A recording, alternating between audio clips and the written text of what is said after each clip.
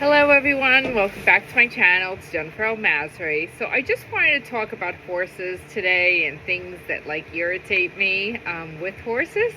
Um, some people, some of you might disagree, which is fine, but this is not, I guess, for you to sit here and have a banter back and forth with me. It's just for me to just express my opinion about things that bother me, that I think that should be changed, and maybe we should think twice of.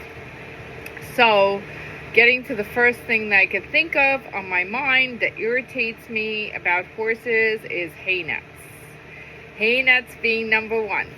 So, when we're putting a hay net in the stall and we're asking horses to actually put their head up or put their head in the middle of the stall to get their food, it actually puts tension on their neck, leading to problems with muscles, leading to problems with needing treatments, whether it be myofascial release, needing treatments of a massage or a chiropractic, you name it, they probably need it, because what happens is their natural way of eating is putting their head down. So when we think that we're doing our horses a service by putting the hay in the hay net because it will slow them down or it'll keep the hay clean and they're not eating off the floor. I mean, I've heard so many things. It's not good for your horse. That's number one. I do not like hay nets. I believe that horses should eat off the ground just like they're designed. So that's number one.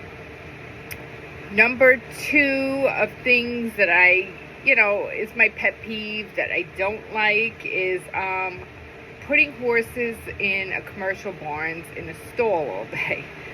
That, oh my God, drives me bananas, because I feel like if a horse is in a stall all day, that is like the same equivalent to you or I be on bed rest all day. Think about it. They're in a stall all day. Let's say they go out 2 or 3 hours a day. Do you really think 2 or 3 hours a day of going outside is actually, fun and playtime? I don't think so. It is totally not. Horses need to have the option to go in and out all day. That's why, I prefer the in and out stall. They get a change of scenery. I mean, even if it's not much, it's being able to look outside. It's being able to get fresh air. When they're confined into a stall, they're just sitting there looking at wood all day, which is not fun. So that being said, with the stalls, sometimes just sitting there, like I said, they have no way out to see outside. I mean, I've seen people who've actually opened the stalls and they'll buy a stall guard and everything like that. Yeah, I mean, that does help a little bit, but let's be realistic here. A horse likes to move, go in and out. I mean, my horse, I remember he used to stare at the wall. He was just depressed. So, I don't recommend it. The next thing that drives me nuts, I would say, is I like when horses get fed 3 times a day. Now, I'm not saying that 2 times a day is a bad thing. I've heard people say, well, we give hay 2 times a day and, they have enough hay, so they're eating all day and so forth. You know what? I kind of like horses to eat 3 times a day, and I'll tell you why. Because I feel like horses are grazing animals, so they constantly have to have food in their gut, instead of just having that acid, sloshing around. Because let's be honest, so many horses today are girthy and they have issues with their stomachs, because number one, they're stressed, their body is stressed. Number two is they're not having that forage all day long. And second of all, when horses are eating, they had their head on the ground. They're actually, the saliva that they're creating from eating off the ground, eating the grass and so forth, is going down into their stomach, and it's creating this buffer for their acids. So that's why horses in the wild, don't always exhibit this problem where they are having all this acid reflux and stuff, because we took them out of their natural environment. So that's another pet peeve I have. The next one would be, I guess, would have to be, you know, overriding. Overriding is another thing that irritates me. I feel like sometimes people just override their horses, and I mean by override them is there's just no break. It's all about shows. It's all about, you know, let's ride. It's never about the horse, and, you know, and just having that relationship together, and just to be fun, airy, and just having that companionship. I mean, I get it. Horses are horses. They need to be ridden, but let's be honest here. If they had a choice, I'm sure they would walk right out of the barn, say, you know what, I'm going to go pay my own rent.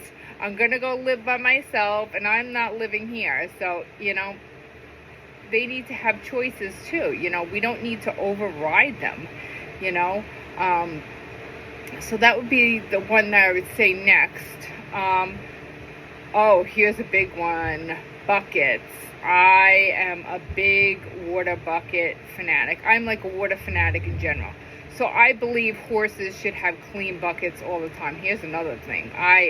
Every day I clean my bucket. I don't even care, you know, if he drank out of it or not. I'm cleaning it and I'm giving him fresh water. I believe that our horses should have fresh water all the time. That's another big pet peeve for me. Fresh water is a must. Another thing is not only the fresh water, of course, you know, the stall has to be cleaned, refreshed twice a day if it can be, but at least cleaned once a day. You know, horses need to have clean stalls.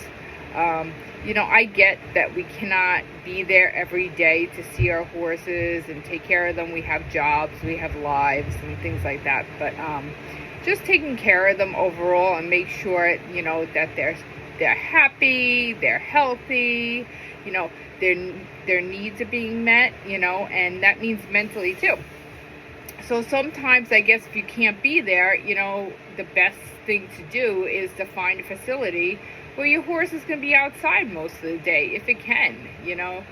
Also having a run to go into. Like, I love when my horse is out, but here's the thing, like, there were times where it was at a big barn and he was out for 3 or 4 hours, but there was no shade. That drove me bananas too, because I'll tell you why. I don't think he really liked being outside with having no shade, because how would you feel? The sun's beating on your back.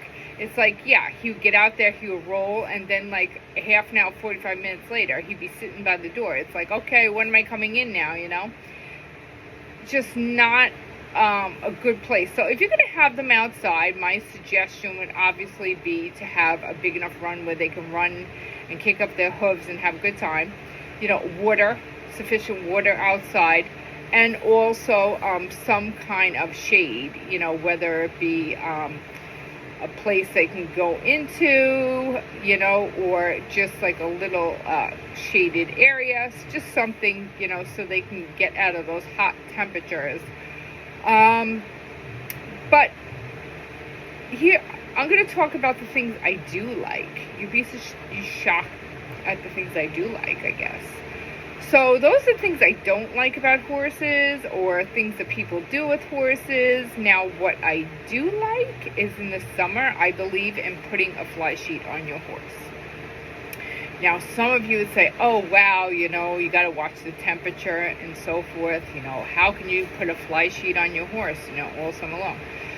Most people are like, oh, I don't even bother, because you know what? At the end of the day, they had their winter blankets on all day. So, you know, let's just take a break. Let's just take a break in general. I'm like, no, we're putting a fly sheet on. My horse needs a fly sheet on. His tail doesn't work very well. So he actually does need a fly sheet. Now, other horses, you know, they can use their tails and so forth to help them. But at the end of the day, how far does their tail really reach? You know, think about it, being a horse. I mean, how annoying is that? I mean, fly spray only works so long, so much. And it's funny about fly spray, if you actually read the back of them, most of them are like 95% water. How long is 95% water going to work? You tell me. Not long. So you really have to look at the back of your fly spray to see what you're putting on your horse, because some of the stuff is just a waste of money. It's just like throwing money in the garbage. It's all water.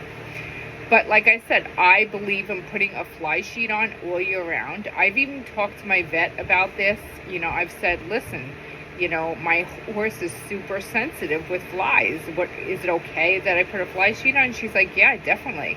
As long as it's one of those fly sheets where air can actually get in and out, it's not making them too hot. She's like, I'd rather him have the fly sheet on versus like sitting there getting all angry, having welts all over his body from these flies, because half of them, I don't know about you, but they're going for the back legs, they're going for the underbelly, they're going for everything. And I know some people have said, also I've heard stories where, oh, I don't like the fly sheet because then, the horse gets a fly caught underneath the sheet, I guess, and then it makes them go crazy. I guess that can happen, but, at the end of the day, that is another big pet peeve I have. So I'm all about the fly sheet. Next summer, of course, I put on fly leggings, for him, so like his legs are not getting eat up. So it's another thing: fly sheet, fly leggings, fly mask. I got it. Winter. So winter, I'm a big fan of blankets. I know a lot of people are not. I'm a big fan of blankets. I'm a big fan of clipping my horse. I feel like it really helps because he is an indoor-outdoor stall, and there is a difference in an indoor-outdoor stall versus like a commercial barn when they're in a stall all day. When they're in a stall all day is a lot more controlled, in the sense where they can't go outside and they cannot like sit here and roll in mud until you actually physically bring them outside. So maybe then you put on a turnout sheet. But for me, he can go outside anytime he wants, get wet, roll in mud, get rain rot, whatever. He has that ability. So for me, clipping and blanketing is a no-brainer because of my situation. Like I said, your situation might be a little different. If you're in one of those commercial barns where he's in a stall all day, it's a little bit more controlled. You can control when he goes outside and rolls. You're going to put something on, and then you might not need something at night. That's a different story. So that would be my thing for winter. Here's another go-to that I love is, I know I've talked about this before, but I love Smart Pack supplements. That's definitely a go-to. And the reason why I like my Smart Pack supplements is because they're all measured out. They're pre-measured. It comes in a nice strip. And you know what I love? Every month you can actually add or subtract. Let's say next month you don't want to, do a certain supplement, or you want to try something new, or you have too much of one supplement for whatever reason, you can actually stop it and you can add another. So I love that. My other go-to from Smart Pack is Smart Salt. I use Smart Salt all year round, and it's in pellet form. It also comes in granule. And the reason why I use Smart Salt all year round is because most hay and grain doesn't have enough salt for your horse. And I know a lot of people do apple a day, which is a little scoop into the water, which is electrolyte. I don't really like that because you're going to have one water that's plain and the other water with the apple a day in it. You have to actually have 2 buckets of water because you want your horse drinking the electrolyte water, and then you want it to go to the regular water. You don't want it just drinking the electrolyte water. You understand what I'm saying? You actually want him to have just regular water and electrolyte water. And not only that, you have to do it daily, so it means you have to clean out your buckets.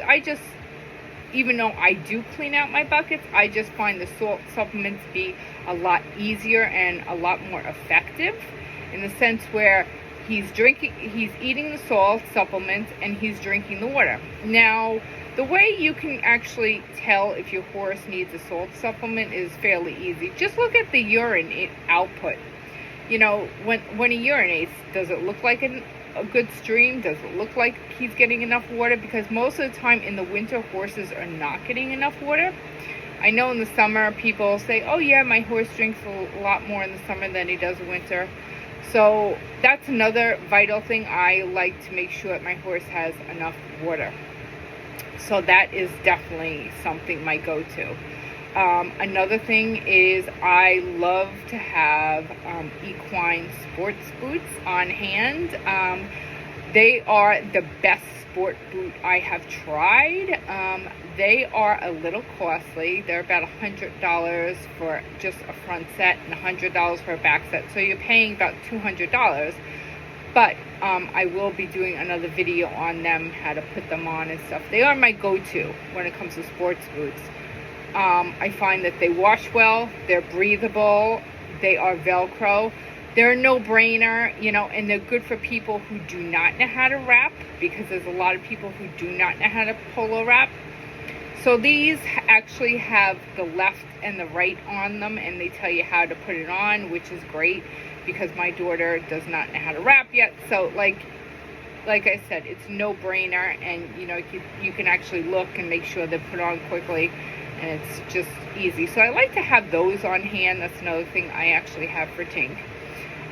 That is one of my love. But overall, the next thing I could think of that like I love is horse treats. Now, not all horse treats are treated equally. Now, there's so many on the market. I have tried different treats. I have tried, I believe, the rounds. I have tried Miss Pasture's cookies. You know, my horse eats them all. You know, he eats carrots, he eats whatever you give him. But overall, here I go again, Smart Pack. I found that Smart Pack makes their own cookies. Now, what I love about these cookies is they're actually little, and they're like tiny little cookies, and they make them in, I believe, 3 or 4 different flavors. But we buy the peppermint flavor, and they're totally affordable. They actually go on the Smart Pack. You can have them delivered every 30 days, every 60 days, whatever it is. And they're guilt-free. And what I mean by that is they are no sugar. Because Tink having insulin resistance, it's funny, before he even had insulin resistance, as you all know, I am an intuitive for horses. I just, you know, felt like he shouldn't have sugar in general. You know, for whatever reason, like he doesn't need the extra sugar calories in his diet. So, you know, I was right. It was pretty funny. But yeah, so I love these. They do not have sugar in them. So I don't have to worry about that with insulin resistance. I can give him, like, you know, 4 or 5 cookies and feel guilt-free about that. So that's another thing I like to have on hand. That's definitely a pro. Okay, last but not least, everyone should own a rope halter, a classic rope halter. And not the ones that you get a Smart Pack or whatever. You can actually go on Etsy and you can get a really good one. And they're so affordable. I think they're like $15 or $20 or $30. I'm not really sure of the cost, but I actually bought one for Tink. Everyone should have a classic rope halter, and you should learn how to tie a classic rope halter. And the only reason why I say is because it has pressure points on it opposed to a regular halter. So if, like, one day, let's say, like, you're doing some training in the ring with him, some groundwork or whatever, it really does put the pressure where needed instead of putting, like, the chain over the nose. I love this. You know, I use it for lunging. I use it for just typical groundwork training. I use it when I'm giving him a bath. Anytime where I need him to, you know, have his 100% attention on me, and this is a critical time, whether it be even, like, let's say I'm walking down the street and I want to go to trails, I want the rope halter on, because like I said, it is definitely, you pull on that, boy, they're feeling it. You know, it's really a lot more contact. So that's another thing you should have in your tack box, is a rope halter. I can definitely post in the link, what I use for rope halters, like I said, because I found a really good one at Etsy. But I hope you all enjoyed this video. These are things that, like, pros and cons that, come to mind when it comes to having horses, and, just things that I've ran into and things that, like, I feel are important. So please subscribe, because as my videos get out, more people can see them, and more people can respond. But thank you so much. Have a wonderful, beautiful day, whatever you're doing, and I hope you see a horse today. Bye.